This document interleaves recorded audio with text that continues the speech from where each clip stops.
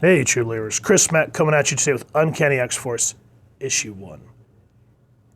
And I had to check myself on this series because I remember reading it when it first came out and absolutely loving it. But going back and rereading the first issue, I had to ask myself, does this still hold up, or am I just looking at this through the nostalgia lenses? And I'm happy to report that this book still holds up. The artwork is unlike anything that we've really seen in modern X books. This was back at, 2011-ish? And Jerome Opina and the art team just killed it. So before we get into why Wade is standing on this statue, we have to go to the back to get to the credits. Hold on. Man, the artwork was so on point. I missed this series so bad. Page. Oh, speaking of which, if you have this book, this kind of gives you an explanation breakdown from Christopher Yoss's X-Force run into why this series is the way it is. Or you can also go back and read, Volume 2 X-Force Annual Number 1, which kind of, in a way, introduces this team and why Wolverine decided to keep X-Force going. So this is the Apocalypse Solution. Chapter 1, Rick Remender writer, Jerome Opina art, Dean White colors, Esad Ribic doing the covers. Here's everyone else working on the book. So now let's flip back to the beginning. And I think, if I'm wrong, feel free to make fun of me down in the comments. But I believe Apocalypse died in the pages of X-Force, the Christopher Yost run. I can't remember if it was the modern Apocalypse or the future Apocalypse where they had to go fight Strife in the future, and this was all part of the Messiah Wars with Hope. It was a whole thing.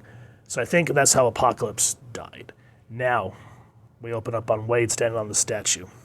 And he goes, why did the nickel jump off the building? But the dime didn't. Dime had more sense. I mean, look at this. Look at the artwork. That could almost just be not necessarily a photograph, but damn, something you want to put on your wall.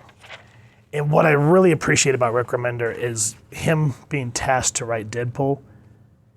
He didn't write him cutesy and obnoxious. The whole, unicorns and MySpace and rainbows. No, none of that, thank God. He's obnoxious is the way he's supposed to be. He talks, he tells bad jokes. And that's Wade. Down dives our hero into the menacing green mist, selflessly risking life and limb for those who fear, nay, loathe him. Yeah, the artwork, the perspective. I mean, look at this.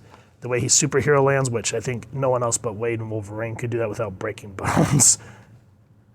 But just look at the perspective, the angles, the dynamicness. Nothing looks flat. And then that's like something you'd see in one of those 60s dystopian futures like Metropolis or something. And Wade's just like, okay, now that's what I'm talking about.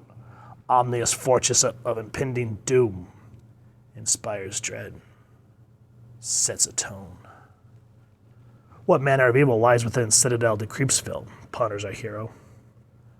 Puckering in my posterior? A warning, perhaps. Has the valiant champion's Tokus developed precognition? It's all right, Pinky. Think of the bank account. She doesn't appreciate what I do to keep her fed. Now, why I was talking about Apocalypse is there's a lot that, I guess the Akaba cult, I think that's what they said in this, are trying to bring Apocalypse back to life, and that's what Wade stumbles upon. But before he can do anything about it, I like how he just turns around and goes, aw, damn it, and slump. In the tone of this book. Normally with X-Men, there's some moments that seem dark, but this takes the cake. It's like, to me, it was next level. Like, X-Force was dark, but this, it's not dark from the sense like X-Force where it was just full-on frickin' violent. Yes, this book is violent, but it screws with your head. Here, we see Betsy, and she hears, don't do this. I'm rich, I'll pay you anything. And they were like, wait a minute, what? Help me, Betsy. I'm all broken and he's gonna take me, erase me. Don't listen to this naive infant's gibberish. I'm gonna fix him just like I can fix you. And then this is where you come to find out that Warren and Betsy are trying to rebuild their relationship. But the one caveat here is the fact that even though they do love each other, Betsy's kind of like literally, as Warren says here, a literal ball and chain, to be so dependent on someone, so entangled.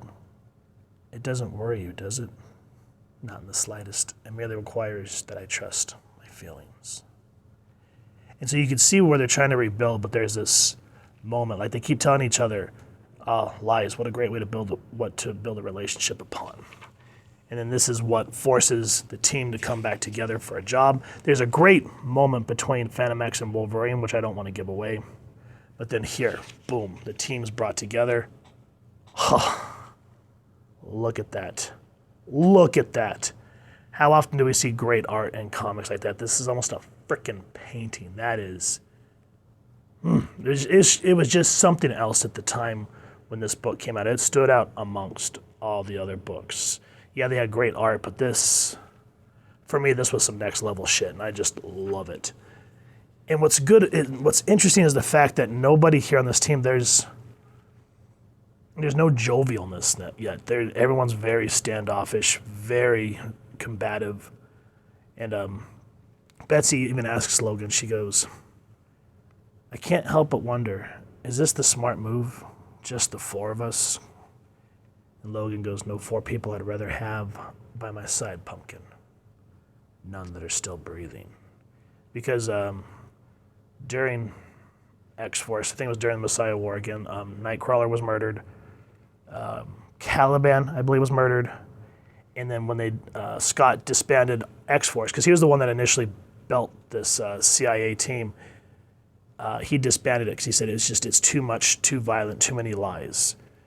So what you find out in that X-Force annual is Logan put this back together under Scott's nose. So they're all running independent here. And what I love here is how Phantom X has no jovial sense of adventure, no camaraderie to overcome the tension. This is not the X-Men. This is something quite different. And then, again, the way that because we're hearing the third-person narration of Phantom X, and I love how he goes from talking about the team to talking about Logan. He goes, the man's got a reputation as a tracker. So when he attacks a statue, chances are that statue had it coming. Whew. And to me, it was, in a sense, almost Claremont-esque in the fact how they introduce each character. Unlike there's some books, what was it? It wasn't X-23, All New Wolverine, where, Logan's just a crane. Like they would do these third-personal thoughts, but it was cutesy. Like, Logan's such a grumpy head. He needs coffee, LOL, ha ha ha. This book does not have that. About the only thing that really cuts the tension of this book is Wade. And the fight here between X-Force and War, spectacular. And I love how Phantom X goes 36 seconds from start to finish, and they'd gotten their asses kicked, but still were able to win. And then we get back to Wade. And these scientists are looking him over. Like Weapon Plus went outside the hypernova discipline for this specimen. Looking at the formations, the quirks are organized, rhythmic. Rhythmic quirks? Finally, an explanation for my love of adult contemporary salsa beat. Miami Sound Machine, hello? And then we're kind of laughing about that, then all of a sudden, thunk, thunk, thunk, thunk, thunk. And then probably my best and most favorite scene from this issue. Like how Wade's running down the hallway, we see these blades come into the foreground. Great perspective work. Hey, it's the fellows who killed that pretty robe lady. Let me ask you gents a question. How do you kill a circus? Fa-chunk, go for the jugular. It's supposed to be jugular, but jugular, get it. Holy crap. Even without seeing all the ultra-violence, just that panel in and of itself just gives you the weird tinglies and makes your posterior pucker, as Wade would say here. This book ends with the first appearance of Evan, who I hate that once they introduced him in here and made him so menacing and then such a conflicted character down the road, that after that, they didn't know what the hell to do with him. That's one thing I hate when they make a series that's so damn special It may introduce a character or may change like the character's life in a sense, but then the next writing team doesn't know what the hell to do with them, and then they fall into obscurity. So guys, Uncanny X-Force issue 1.